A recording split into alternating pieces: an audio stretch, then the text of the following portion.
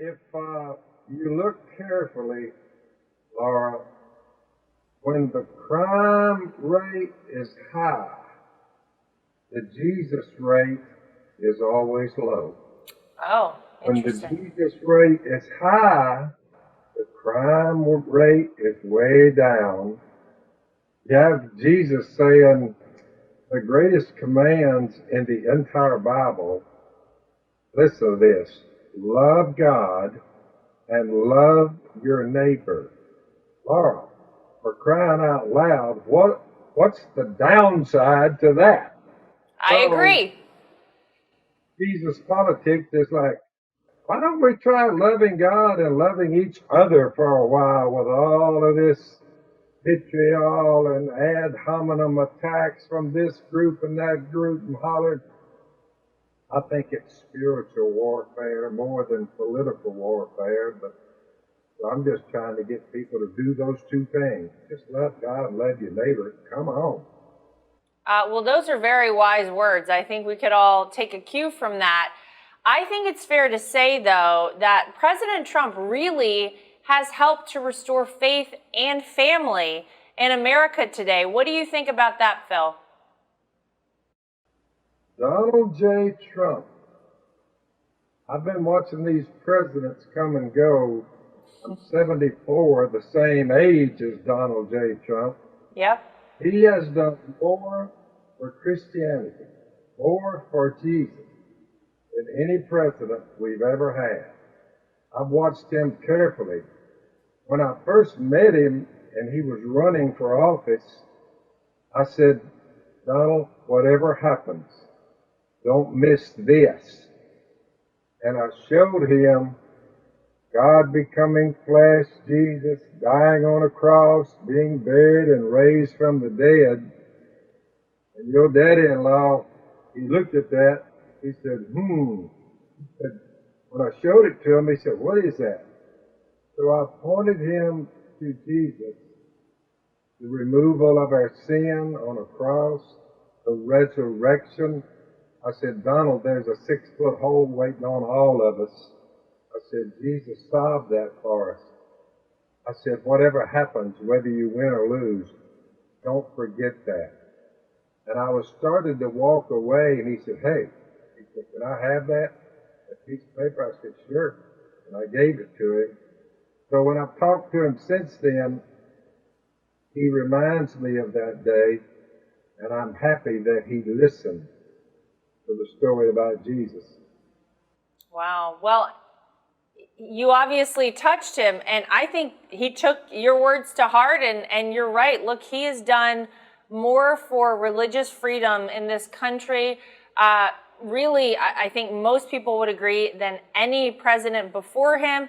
You look at what is being done right now, Phil, in the time of the coronavirus, when we are all sort of locked down or have been locked down across this country. You see that many individual freedoms have been restricted during this pandemic, including one of our freedoms being infringed upon is our right to go to church, to practice our religion freely. What are your thoughts on what we've seen happen throughout this pandemic, throughout all these shutdowns across the country?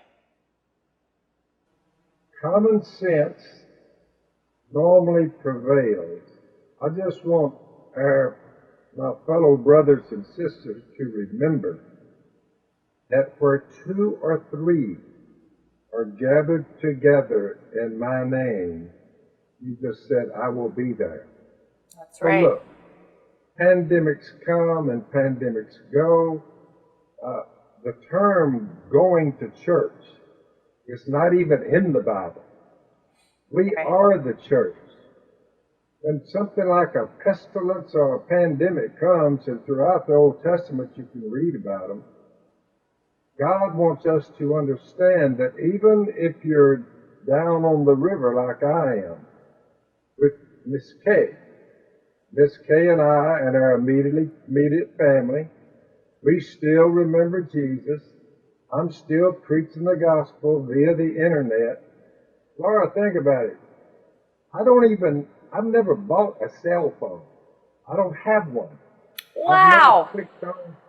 I've never clicked onto the internet, but I'm on the internet, and the people who do have cell phones, like today, are hearing me point them to Jesus.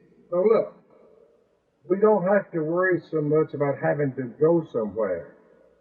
Everybody kind of stay scattered out. It's a tough virus. Wash your hands, do that, but you really don't have to go anywhere.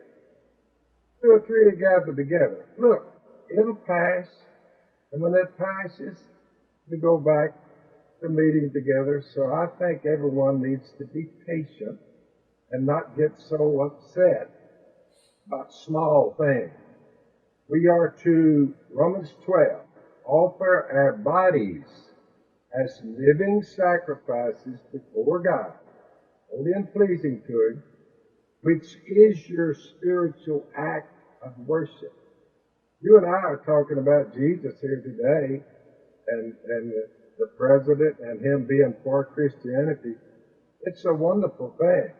We don't need to be upset about little man-made edicts. They'll come and they'll go. Just meet where you can until things get back to normal. We'll be okay. Oh, very wise words to follow. Well, I want to ask you, Phil, I know that you're doing your part and staying home as well. How has quarantine been for you? What have you been doing? Has it been different? Do you not mind being quarantined, perhaps? Just think about it. We're catching our fish fresh right out of the river. So we catch our fish and we clean them, and we're eating fried catfish and blackened crappie and jambalaya and gumbo. So the meals have been terrific. Trust me, girl, I'm not missing anything. Well, I will go ahead and just extend an invitation. Eric and I will be down to join you for dinner then, because it sounds delicious, and we would love to take part in that. You are welcome at any time. Thank you. Well, Phil Robertson, listen, thank you so much. It's been such a pleasure to have you on. Thank you for your very thoughtful words. I think we can all take a cue from you. Everybody relax. We can all just get back to normal at some point, but until then, we're all coming over for some fried catfish and some jambalaya. So, Phil, thank you so much for being with us today. Thank you, Laura. We will make America great again.